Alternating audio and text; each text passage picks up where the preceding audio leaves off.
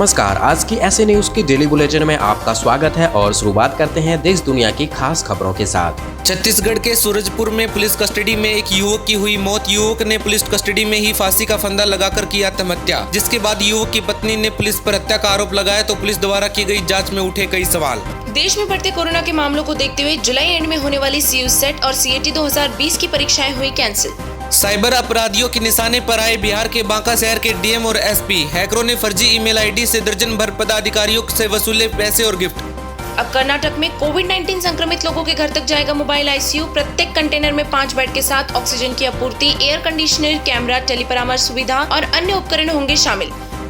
महाराष्ट्र में कोरोना पर जागरूकता को लेकर लगी अमिताभ बच्चन की होर्डिंग प्रशंसकों की भावनाओं को मद्देनजर रखते हुए हटाई गई। होर्डिंग पर लिखा था कि जिस डॉन को पकड़ना मुश्किल ही नहीं नामुमकिन था, उसे कोरोना ने पकड़ लिया। अपने परिवार के लिए घर पर रहे और अनावश्यक रूप से डॉन बनने की कोशिश न करें। बेंगलोर में उप मुख्यमंत्री CN अश्वत्थ नारायण ने एक निजी कंपनी द्वारा विकसित एक मॉड्यूलर मोबाइल गहन चिकित्सा इकाई का किया निरीक्षण।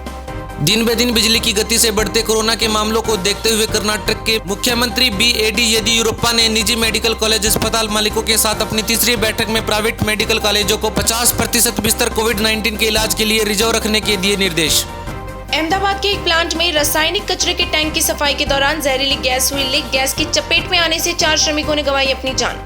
राजस्थान की राजधानी जयपुर में अमेजोन पर ऑनलाइन गांजा बेच रहा था BCom का स्टूडेंट होम डिलीवरी करते हुए रंगे हाथों पकड़ा गया।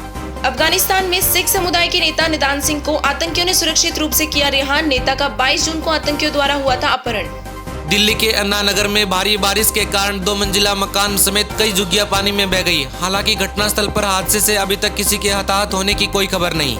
दिल्ली में प्रशासन की बदइंतजामी ने ली एक बस ड्राइवर की जान। मिंटो रोड ब्रिज के पास बस में भरे पानी में डूबकर ड्राइवर की हुई मौत। ड्राइवर का शव पानी में तैरता हुआ रेलवे ट्रैक पर काम कर रहे एक ट्रैकमैन के लगा हाथ। मशहूर फाइल डायरेक्टर रजत मुखर्जी का किडनी फेलियर और फेफड़े में इन्फेक्शन के कारण हुआ निधन। बॉलीवुड सेलिब्रिटीज ने डायरेक्टर की मृत्यु पर जताया दुख।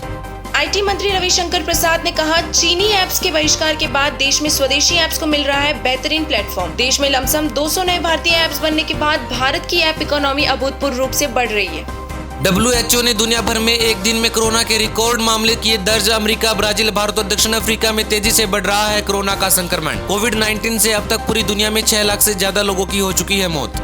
कोरोना वायरस ने इंसान ही नहीं मौसम के पूर्वानुमान को भी पहुंचाया है भारी नुकसान। मौसम के पूर्वानुमान लगाने में हवाई उड़ानों का अहम योगदान होता है, लेकिन पिछले महीनों से उनके रद्द होने से इस पर विपरीत प्रभाव पड़ रहा है। थाईलैंड में सरकार के खिलाफ हो रहा है भारी विरोध प्रदर्शन। देश की राजधानी बैंकॉक में हजारों लोग संविधान बदलने और दोबारा चुनाव कराने की मांग को लेकर उतरे सड़कों पर। अमेरिकी राष्ट्रपति डोनाल्ड ट्रंप ने कहा, कोरोना की समस्या हल होने तक देश में नहीं करेंगे कोई चुनावी रैली। वोटरों से जुड़ने के लिए एक टेलीफोनिक रैली का किया इस्तेमाल। अमेरिका में भी टिकटॉक को बैन करने का इशारा कर रही है सरकार। देश में टिकटॉक के खिलाफ फेसबुक और इंस्टाग्राम पर एड कैंपेन चला रहे हैं डोनाल्ड ट्रंप। अमेरिकी NSA और विदेश मंत्री ने भारत में चीन के 59 ऐप पर बैन लगाने के कदम पर की थी सराहना। कोरोना के बढ़ते प्रकोप के कारण ईरान की राजधानी तेहरान में 1 हफ्ते का लगा है लॉकडाउन। राष्ट्रपति हसन रूहानी को देश में 2.5 करोड़ लोगों के संक्रमित होने की है आशंका। देश में अब तक 2.71 लाख लोग पाए जा चुके हैं corona positive. Jharkhand high court में कोरोना के चलते मैनुअल याचिका दायर करने पर सरकार ने लगाई रोक। हाई कोर्ट में 5 कर्मचारियों के संक्रमित पाए जाने के बाद अब यह सारी प्रोसेस होगी ऑनलाइन।